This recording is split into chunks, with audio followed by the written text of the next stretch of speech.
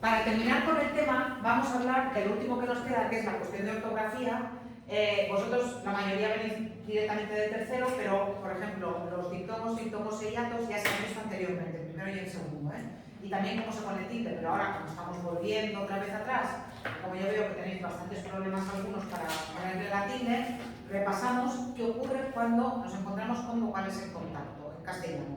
En qué casos tenemos diptongos e hiatos y cómo influye eso en la tilde.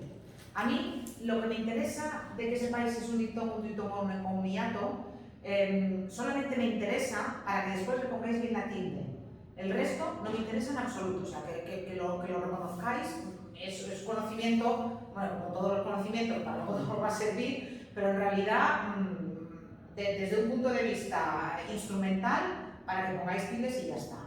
Pensad, vamos a partir en castellano de la clasificación de las vocales, en vocales fuertes y vocales débiles. Cuando hablamos en castellano nos encontramos con que las vocales fuertes son la A, la E y la O, y las vocales débiles son la I y la U.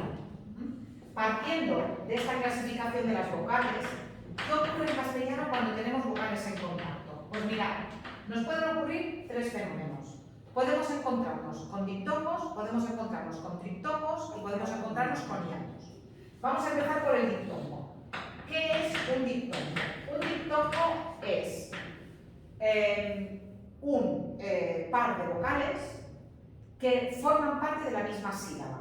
Por tanto, cuando yo tengo un diptongo, tengo dos vocales, pero tengo una sola sílaba. ¿En qué casos me encuentro con un diptongo en castellano? Me puedo encontrar con un diptongo en castellano cuando tengo una vocal débil más una vocal fuerte. Me puedo encontrar con una vocal fuerte más una vocal débil y me puedo encontrar también con dos vocales débiles. En todos estos casos yo tengo un diptongo. Si yo tengo, por ejemplo, yo qué sé, ruina, esto es un diptongo, porque tengo una vocal débil más una vocal débil en una sola sílaba. Si yo tengo, por ejemplo, reina,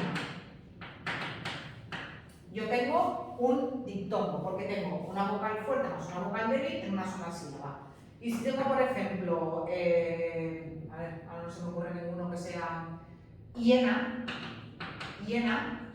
me encuentro también con otro diptongo. Me encuentro con una vocal débil más una vocal fuerte en una sola sílaba.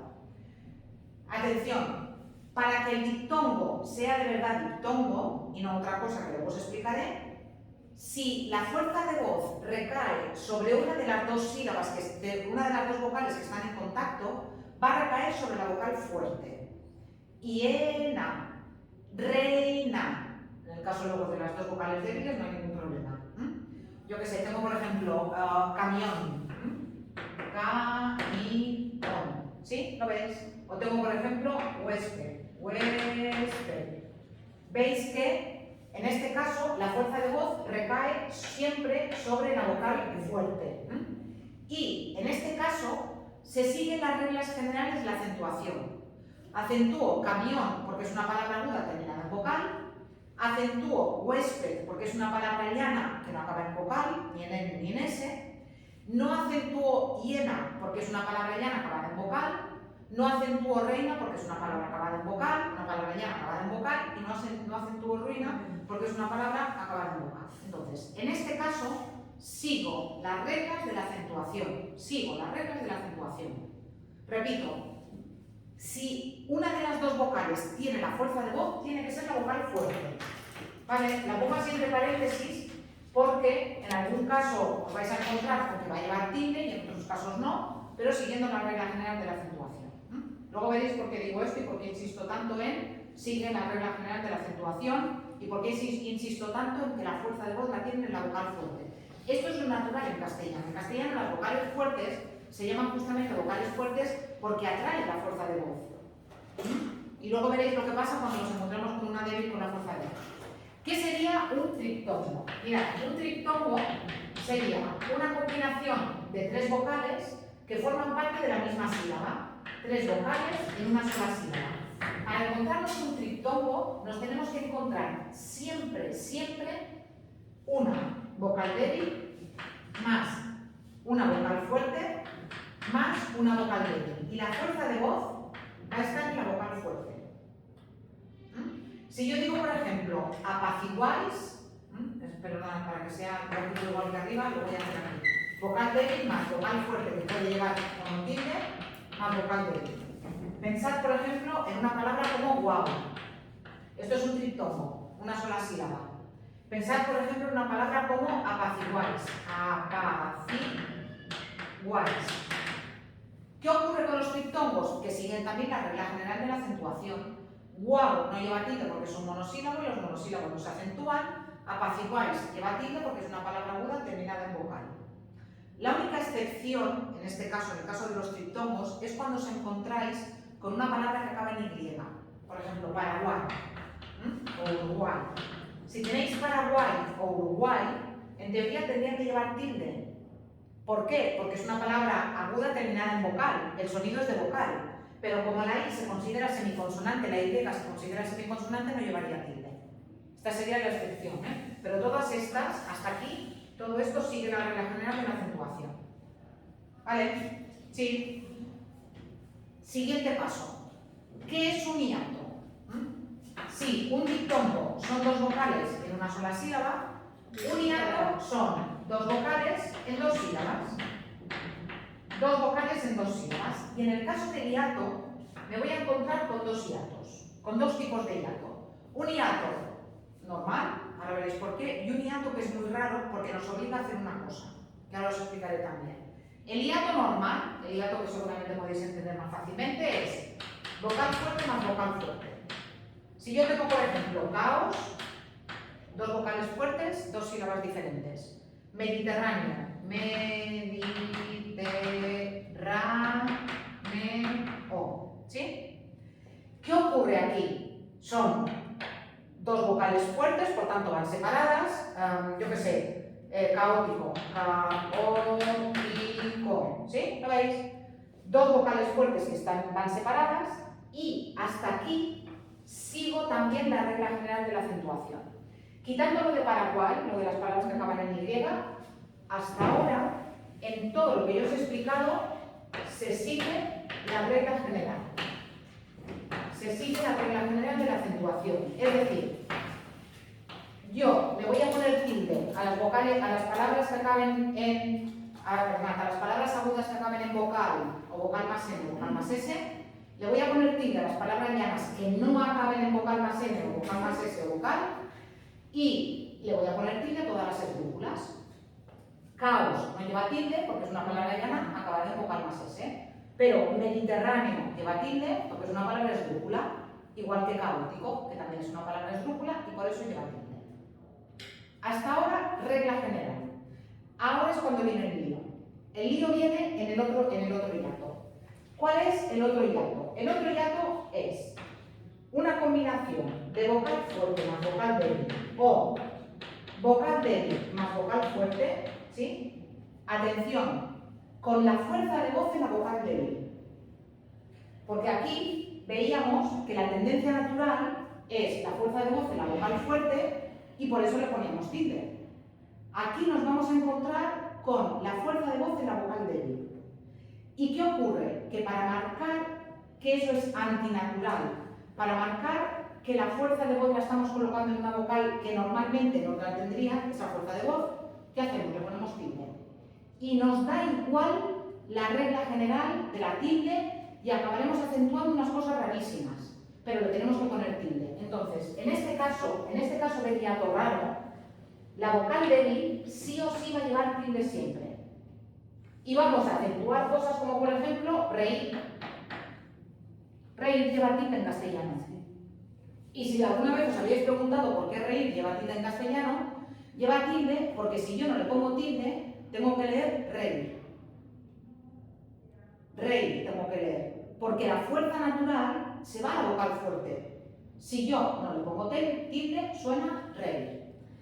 Por ejemplo, todas las palabras que acaban en ia y la I tiene la fuerza de voz, día, tía, tenía, hacía, ponía. ¿Por qué llevan tilde en castellano si son palabras llanas terminadas en vocal? Llevan tilde porque en castellano no es lo mismo tenía que tenía. Ay, perdona, me quedo aquí. ¿Sabéis lo que es la tenia, verdad? O la solitaria, ese gusano, ese parásito Sí, vale. Que se transmite por comer carne de cerdo contaminada. Esto pone tenia. Y esto es tenía. Esta es la tendencia natural. La tendencia natural es que la fuerza de voz no recae en la vocal débil. Si la vocal débil es la que tiene la fuerza de voz, yo la tengo que marcar. Y me salto todas las reglas de la acentuación. Todas. Y acabo acentuando cosas como, por ejemplo, baúl. Una palabra aguda terminada en N. Acabo acentuando cosas como ahínco, porque si yo no le pongo tilde a ahínco, suena ahínco. Y tengo que acentuar cosas como, por ejemplo, corta uñas o arcoíris, porque si yo a corta uñas no le pongo tilde, tengo que leer cortar uñas. Y aquí, si no le pongo tilde, tengo que leer arcoíris, porque la fuerza de voz en castellano va a la vocal fuerte.